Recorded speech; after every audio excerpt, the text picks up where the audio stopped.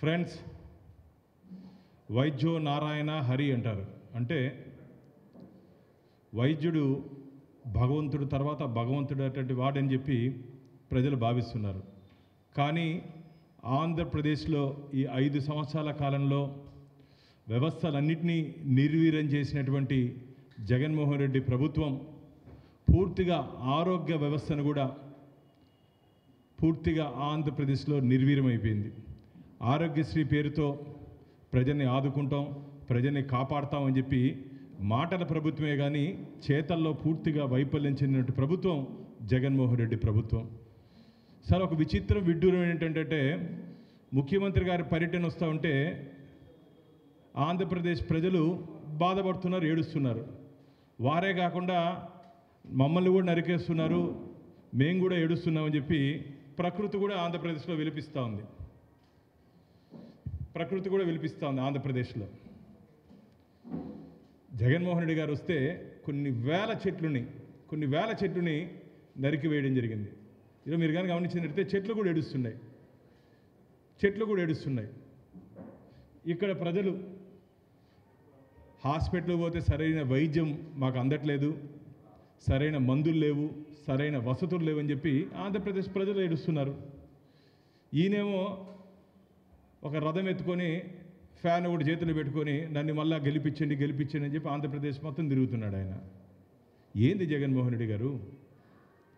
2019లో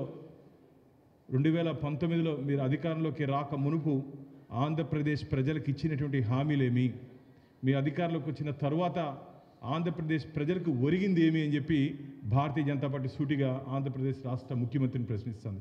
ఇది చాలా దారుణమైన విషయం. హెలికాప్టర్లో తిరిగే ముఖ్యమంత్రి ఆంధ్రప్రదేశ్లో తప్ప దేశంలో ఎక్కడ లేదు మిత్రులారా. ప్రజల ఇష్టాలు కానీ, ప్రజల కష్టాలు కానీ, ప్రజల ఇబ్బందులు కానీ తెలుసుకున్నాడు ముఖ్యమంత్రి మీరు ఏ రోజున? సరే, ఈ రాష్ట్రానికి వైద్య ఆరోగ్య శాఖ మంత్రి ఉన్నారా అని చెప్పి భారతీయ జనతా పార్టీ రాష్ట్ర ప్రభుత్వాన్ని ప్రశ్నిస్తూ ఉంది. ఎక్కడ మాకే తెలియదు పేర్లు, మాకే గుర్తులేదు పేర్లు. ఆ విధమైనటువంటి మంత్రులు ఉంటే ఏ విధంగా ఆంధ్రప్రదేశ్లో పరిపాలన కొనసాగుతుంది చెప్పండి? అసలు వైద్య ఆరోగ్య శాఖ మంత్రి ఏ రోజైనా సమీక్ష నిర్వహించారా? సమీక్షలో వైద్యానికి సంబంధించిన బడ్జెట్ మీద ఏ రోజైనా ప్రసంగం చేశారా అసెంబ్లీలో కానీ? ఎక్కడ ఏం లేదే. ఎవరికి వారే యమునా తీరే. కేవలం మంత్రులు ఉత్సవ విగ్రహాలు మాత్రమే ఆంధ్రప్రదేశ్లో మిగిలిపోయారు. మొత్తం స్వామి భజనకే సరిపోయిందే తప్ప జగన్మోహన్ రెడ్డి కళ్ళల్లో ఆనందం చూడాలనుకున్నారు తప్ప ప్రజల కాళ్ళల్లో ఆనందం చూడలేని మంత్రులు, ఎమ్మెల్యేలు ఆంధ్రప్రదేశ్ రాష్ట్రంలో దురదృష్టం మనకు మిగిలిపోయారు మిత్రులారా. ఎంతసేపు జగన్మోహన్ రెడ్డి గారి మెప్పు కోసం పనిచేస్తున్నారు తప్ప ప్రజలు పడుతుంటే ఇబ్బందులు, ప్రజలు పడుతుంటే కష్టాలు ఏ రోజన్నా మీకు కనపడ్డాయా అని అడుగుతున్నాం. దీనికి కర్త కర్మ క్రియ అంతా రాష్ట్ర ముఖ్యమంత్రి జగన్మోహన్ రెడ్డి గారు బాధ్యత వహించాలి. ఈరోజు భారతీయ జనతా పార్టీ ఈ రాష్ట్ర ప్రభుత్వాన్ని ప్రశ్నిస్తూ ఉంది. కేంద్ర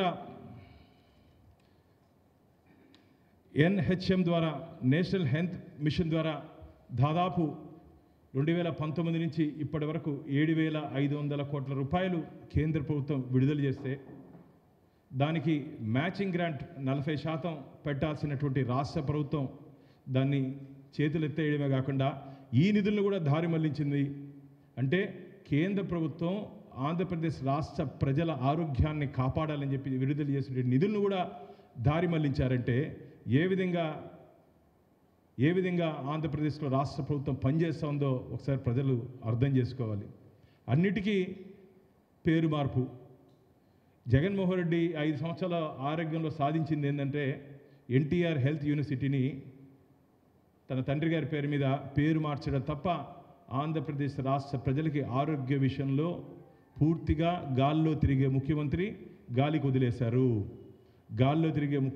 ఆంధ్రప్రదేశ్ రాష్ట్ర ఆరోగ్యాన్ని పట్టించుకోకుండా గాలికి వదిలేశారని చెప్పి భారతీయ జనతా పార్టీ భావిస్తూ ఉంది. ఈరోజు మెడికల్ కాలేజీలు అని చెప్తున్నారు. మీరు ఏ మెడికల్ కాలేజీలు జగన్మోహన్ రెడ్డి గారు ఎన్ని మెడికల్ కాలేజీలు కట్టారు మీరు? ఈరోజు కేంద్ర ప్రభుత్వం ఆధ్వర్యంలో దాదాపు 5 మెడికల్ కాలేజీలు, అంటే కేంద్ర ప్రభుత్వం ఇచ్చిన నిధులతో 5 మెడికల్ కాలేజీలు పూర్తయ్యాయి. ఈరోజు మీ హయాంలో ఎక్కడ పూర్తి చేశారు చెప్పండి? ఈరోజు బాపట్ల కానీ, నర్సీపట్నం కానీ, పిడుగురాళ్ళు కానీ, అమలాపురం కానీ, ఇవన్నీ దాదాపు 3,500 కోట్ల రూపాయలు బడ్జెట్ తయారవుతుందని మీరు అంచనాలు వేసి ఇప్పటి వరకు 300 కోట్లు కూడా దాని మీద ఖర్చు పెట్టలేని పరిస్థితిలో ఉన్నారే. 300 కోట్లు అంటే దాంట్లో 10% కూడా ఖర్చు పెట్టలేని పరిస్థితిలో ఈరోజు రాష్ట్ర ప్రభుత్వం ఉందంటే ఏ విధంగా ఆంధ్రప్రదేశ్లో వైద్య ఆరోగ్య శాఖ పనిచేస్తూ ఉందో మనం ఒకసారి అర్థం చేసుకోవాలి. అంతేకాకుండా ఈరోజు పూర్తిగా ఆరోగ్య విషయానికి వస్తే ఆరోగ్యశ్రీ ద్వారా మేము పేద ప్రజలను ఆదుకుంటాం, పేద ప్రజల్ని ఇబ్బంది పెట్టమని చెప్తుంటే ఈ రాష్ట్ర ప్రభుత్వం అసలు హాస్పిటల్స్ మేము సేవలు అందించలేము, మాకు బిల్లులు రావట్లేదు, చేతులు ఎత్తేసారే, హ్యాండ్స్ అప్ అంతే. ప్రజల ఆరోగ్యంతో ఆడుకుంటున్నట్టు ప్రభుత్వం ఇది. బిల్లులు ఎవరు, మెడికల్ సప్లయర్స్కి పోతే మందులు లేవు హాస్పిటల్లో. నేను ఛాలెంజ్ చేస్తున్నా, మీరు యాత్రలో ఉన్నారు కదా, మేము వస్తాం, మీ పరిధిలో ఉన్నటువంటి హాస్పిటల్స్ని మాతో పాటు కలిసి ఇన్స్పెక్ట్ చేసే ధైర్యం ముఖ్యమంత్రికి ఉందా అని చెప్పి భారతీయ జనతా పార్టీ సవాల్ విసురుతూ ఉంది. రండి పోదాం, ప్రైమరీ హెల్త్ సెంటర్స్ కానీ హాస్పిటల్స్ కానీ ఒక విజిట్కి పోదాం రండి. మీ 5 సంవత్సరాల కాలంలో ఏ విధంగా ఆంధ్రప్రదేశ్లో ఆరోగ్య వ్యవస్థ క్షీణించిందో ఒకసారి మాతో కలిసి ప్రయాణం చేసే ధైర్యం ఉందా అని చెప్పి రాష్ట్ర ముఖ్యమంత్రికి భారతీయ జనతా పార్టీ సవాల్ విసురుతూ ఉంది. కేవలం మాటలతో పబ్బం నలుపుకుంటూ అసలు అపాయింట్మెంట్ ఇవ్వలేని ముఖ్యమంత్రి ఆంధ్రప్రదేశ్లోనే ఉన్నాడు. మిత్రులారా, ఆంధ్రప్రదేశ్లో అపాయింట్మెంట్ ఇవ్వలేని ముఖ్యమంత్రి ఆంధ్రప్రదేశ్కే దక్కింది. ఎమ్మెల్యేలు మా ఉదాహరణకి తిరుపతి శాసనసభ్యుడు కానీ, తిరుపతి మా జిల్లా నుంచి మంత్రులు కానీ ఎన్ని పర్యాయాలు కలిశారు చెప్పండి. వారు ఆత్మసాక్షిగా ఆత్మ పరిశీలన చేసుకోమని చెప్పండి. 151 మంది ఎమ్మెల్యేలు ఎన్ని పర్యాయాలు అసెంబ్లీలో ఉన్నటువంటి సమస్యల మీద, ఆ జిల్లాలో ఉండే సమస్యల మీద, అక్కడ నుండి వ్యవస్థ హాస్పిటల్స్కి నిధులు కావాలని చెప్పి ఎన్నిసార్లు కలిశారు, ఎన్నిసార్లు మీతో మాట్లాడారు ముఖ్యమంత్రి? సమాధానం చెప్పండి. తాడేపల్లి ప్యాలెస్కే పరిమితమైనట్టు ముఖ్యమంత్రి, పల్లెలకి ఏం న్యాయం చేస్తారని చెప్పి ఆంధ్రప్రదేశ్ ప్రజలు ప్రశ్నిస్తున్నారు. ఖచ్చితంగా ఈ ప్రజా వ్యతిరేక విధానాలు అవలంబించినటువంటి రాష్ట్ర ముఖ్యమంత్రికి రాబో రోజుల్లో ఆంధ్రప్రదేశ్ ప్రజలు బుద్ధి చెప్పేదానికి రెడీగా ఉన్నారు. ఈ 5 సంవత్సరాల కాలంలో ఆంధ్రప్రదేశ్ని వారు సాధించింది ఏంటంటే ఆంధ్రప్రదేశ్ని అవినీతి ప్రదేశ్గా, ఆంధ్రప్రదేశ్ని అరాచక ప్రదేశ్గా, ఆంధ్రప్రదేశ్ని అప్పుల ప్రదేశ్గా, ఆంధ్రప్రదేశ్ని పూర్తిగా అంధకార ప్రదేశ్గా మార్చినటువంటి ఘనత మన రాష్ట్ర ముఖ్యమంత్రి జగన్మోహన్ రెడ్డి గారికి దక్కుతుంది. ఏమీ లేదు. ఎంత బాధ అంటే ఒకప్పుడు ఆంధ్రప్రదేశ్ అంటే అన్నపూర్ణ ప్రదేశ్ అనేవాళ్ళు. ఈరోజు గంజాయి కేర్ ఆఫ్ అడ్రస్ ఆంధ్రప్రదేశ్, అవినీతి కేర్ ఆఫ్ అడ్రస్ ఆంధ్రప్రదేశ్. ఏం చెప్పండి. మీ పరిపాలన చేత కాకపోతే అంతమంది అడ్వైజర్లు ఎందుకండి? కొన్ని వందల మంది అడ్వైజర్లు పెట్టుకొని ప్రజాధనాన్ని దుర్వినియోగం చేయడానిక ఇంతమంది అడ్వైజర్లు ఉన్నారు. ఏ రోజైనా ఎవరి మాటన్నా విన్నారా? అయ్యా, తిరుపతిలో రియా హాస్పిటల్ ఉంది, ఆ హాస్పిటల్లో మందులు లేవు, దానికి సరైన వసతులు లేవు, పరుపులు లేవు, అక్కడ పోతే ట్రీట్మెంట్ లేదు, కింద పడుకుంటే సెలైన్ ఎక్కిస్తున్నారు, ఇవన్నీ స్ట్రెచ్చర్ లేదు. పాపం మొన్నైతే నేను చూశాను, కొన్నటువంటి రోగి బంధువులు మోసుకుపోతున్నారు. అది ఈరోజు పరిస్థితి. అంబులెన్స్ లేదు మిత్రులారా. చనిపోతే దాదాపు మనందరికి గుర్తుంటుంది, చనిపోతే ఒక బిడ్డని బైక్ పైన తీసుకుపోయినటువంటి ఘటన మన కంటి ముందు ఇంకా మెదులుతూ ఉంది. ఇదా కోరుకున్నది ఆంధ్రప్రదేశ్ ప్రజలు.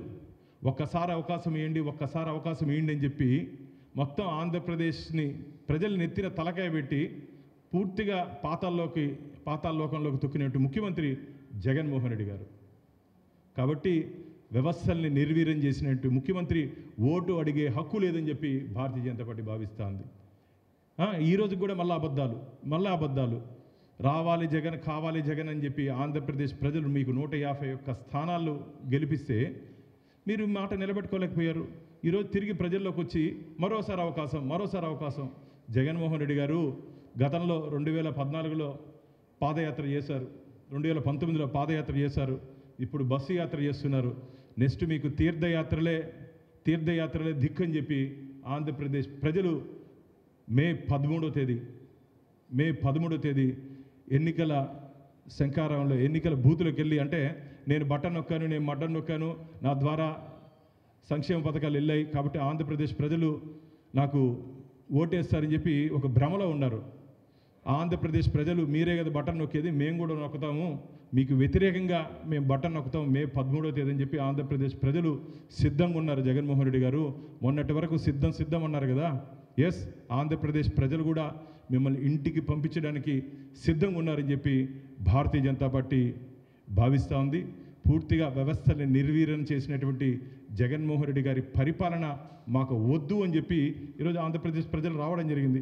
ఈరోజు ఆయుష్మాన్ భారత్ కింద కేంద్ర ప్రభుత్వం 5 లక్షల రూపాయలు ఉచిత వైద్య సదుపాయాలు కల్పించుకునే దిశగా కేంద్ర ప్రభుత్వం ఆయుష్మాన్ భారత్ ప్రవేశపెట్టింది. 1,70,00,000 మంది లబ్ధిదారులు ఆంధ్రప్రదేశ్లో ఉన్నారు. 1,70,00,000 మంది. ఆంధ్రప్రదేశ్ ముఖ్యమంత్రి కేంద్ర ప్రభుత్వ పథకాల్ని పేరు మార్చారు తప్ప తన ప్రభావం ఏమీ లేదు ముఖ్యమంత్రికి. మామూలుగా ఎవరైనా సరే ముఖ్యమంత్రి ఏమనుకుంటారంటే 5 సంవత్సరాల కాలంలో ఒక సక్సెస్ఫుల్ సీఎం కావాలని కోరుకుంటారు. కానీ ఒక స్టిక్కర్ సీఎంగా ఆంధ్రప్రదేశ్ రాష్ట్ర ముఖ్యమంత్రి గోడల మీద మిగిలిపోయారు తప్ప ప్రజల గుండెల్లో వెళ్ళలేదని చెప్పి భారతీయ జనతా పార్టీ భావిస్తోంది. ఇది మేమేదో ప్రతిపక్ష పార్టీగానో భారతీయ జనతా పార్టీ అధికార ప్రతినిధిగా మాట్లాడట్లా. ప్రజల స్పందనని, ప్రజల గుండె చప్పుడిని మీ ద్వారా నేను వినిపిస్తున్నా మిత్రులారా. ఎందుకంటే ఎక్కడ పోయినా సరే, టీ అంగడి దగ్గర పోయినా సరే, ఏ షాప్ దగ్గర పోయినా సరే, ట్రైన్లో పోయినా సరే, బస్సులో పోయినా సరే ప్రజలందరూ బాధపడుతున్నారు. మమ్మల్ని పట్టించుకోలేదు, పరదాల చాటుపోయే ముఖ్యమంత్రి మాకు వద్దు, ప్రజల మధ్య ఉండే ముఖ్యమంత్రి మాకు కావాలి అని చెప్పి ఆంధ్రప్రదేశ్ ప్రజలు ఈరోజు కోరుకుంటున్నారు. కాబట్టి రాబో రోజుల్లో ఖచ్చితంగా ఆంధ్రప్రదేశ్లో భారతీయ జనతా పార్టీ 6 పార్లమెంట్ స్థానాల్లో 10 అసెంబ్లీ స్థానాల్లో గెలవబోతున్నాం. అంతేకాకుండా మా మిత్రపక్షమైనటువంటి టీడీపీ, జనసేన, భారతీయ జనతా పార్టీ ఆంధ్రప్రదేశ్లో అధికారంలోకి రాబోతున్నాం. ఈ జరిగినటువంటి అన్యాయాల మీద పూర్తి స్థాయిలో విచారణ జరిపించి, ఎందుకంటే మొత్తం ఈ అవినీతికి కేర్ ఆఫ్ అడ్రస్ అయినటువంటి జగన్మోహన్ రెడ్డి ప్రభుత్వం చేసినటువంటి అరాచకాల మీద, అకృత్యాల మీద పూర్తిగా విచారణ జరిపించి దీంట్లో బాధ్యులైన వాళ్ళని, ఏ స్థాయిలో అయిన వ్యక్తులైనా సరే వదిలే ప్రసక్తే లేదని చెప్పి భారతీయ జనతా పార్టీ అధికార పార్టీని హెచ్చరిస్తూ ప్రజలకు కూడా ఒక అపీల్ ఇస్తున్నాం. మీకు ఒక మంచి పరిపాలన అందించేదానికి భారతీయ జనతా పార్టీ, టీడీపీ, జనసేన సిద్ధంగా ఉంది. డబుల్ ఇంజన్ సర్కార్ వస్తే మనం పడినటువంటి కష్టాలన్నీ ఖచ్చితంగా పోతాయి. మీరు పడినటువంటి కష్టాలన్నింటినీ పారదోసే దిశగా కేంద్ర ప్రభుత్వం అన్ని విధాల భారతీయ జనతా పార్టీ మీకు అండదండలు అందిస్తుందని చెప్పి, కాబట్టి రాబో రోజుల్లో ఈ ఉమ్మడి అభ్యర్థుల్ని మీరు ఆశీర్వదించండి అని చెప్పి భారతీయ జనతా పార్టీ ఆంధ్రప్రదేశ్ ప్రజలను కోరుకుంటాను.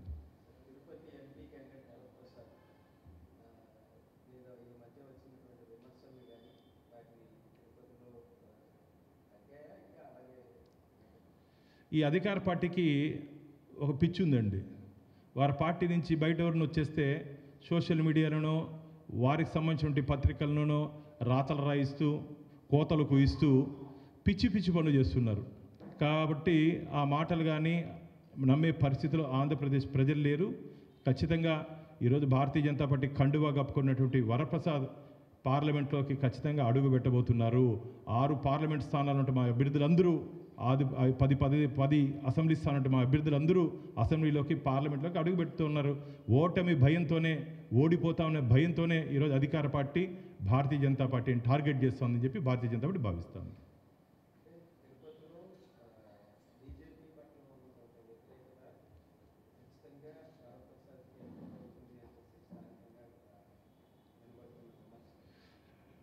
టార్గెట్ 370 భారతీయ జనతా పార్టీ మాకు ఇచ్చినటువంటి, కేంద్ర పార్టీ ఇచ్చినటువంటి టార్గెట్ 370లో తిరుపతి ఖచ్చితంగా ఉంటుంది. ఆంధ్రప్రదేశ్ నుంచి 6 స్థానాలు ఖచ్చితంగా ఉంటాయి. టార్గెట్ 370లో ఆంధ్రప్రదేశ్ స్థానం నుంచి 6 ఉంటాయి. ఆ 400లో కూడా ఆంధ్రప్రదేశ్ స్థానం నుంచి మేము ఎక్కువ స్థానంలో ఉంటామని చెప్పి గట్టి భరోసా ఇస్తున్నాం. ఎందుకంటే ప్రజలు మా పక్క ఉన్నారు. ప్రజలు ఒక సుస్థిర ప్రభుత్వం, సమర్థ ప్రధాని ఏ విధంగా దేశాన్ని పరిపాలించాడో అలాంటి ప్రధాని ఆశీస్సులు, అలాంటి పార్టీ ఆశీస్సులు కావాలని చెప్పి ఆంధ్రప్రదేశ్ ప్రజలు ఆశిస్తున్నారు. మీరు అన్నారు భారతీయ జనతా పార్టీకి ఓటు శాతం తగ్గిందని, కానీ అందరి గుండెల్లో నరేంద్ర మోడీ గారు ఉన్నారు. ఒకే ఒక agenda, development development development development అజెండాతో ముందుకు పోయినటువంటి నరేంద్ర మోడీ గారిని ఆదర్శంగా తీసుకొని వారి పాలన ఆంధ్రప్రదేశ్లో కూడా ఉండాలని చెప్పి ఆంధ్రప్రదేశ్ ప్రజలు నిర్ణయం తీసుకున్నారు. కాబట్టి మీరు ఖచ్చితంగా జూన్ 3rd 4th అనుకుంటా కౌంటింగ్, ఆ రోజు మొత్తం ఆంధ్రప్రదేశ్ భారతీయ జనతా పార్టీ కార్యాలయాల దగ్గరంతా ఒక పండుగ వాతావరణం ఉంటుంది. దీపావళి ముందే వస్తుందని చెప్పి భారతీయ జనతా పార్టీ భావిస్తూ ఉంది. థ్యాంక్ యూ అన్న.